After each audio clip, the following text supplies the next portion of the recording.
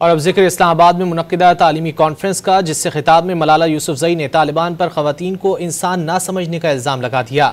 کہا کہ غزہ میں اسرائیل نے پورا تعلیمی نظام ہی تباہ کر دیا۔ ملالہ کو مسلم ورلڈ لیگ کی جانب سے اعزازی شیلڈ سے نوازا گیا۔ تقریب کا مزید احوال اس رپورٹ میں۔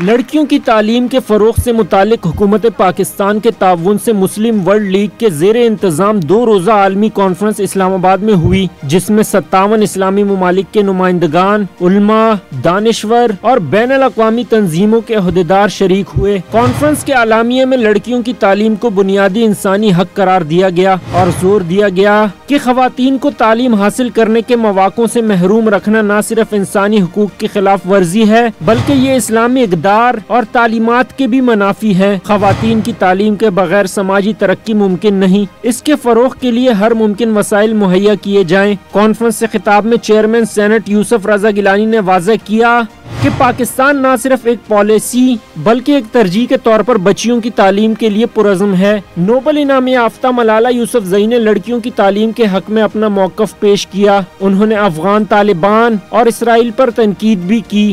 This is the lived reality of more than 120 million girls globally who are out of school today.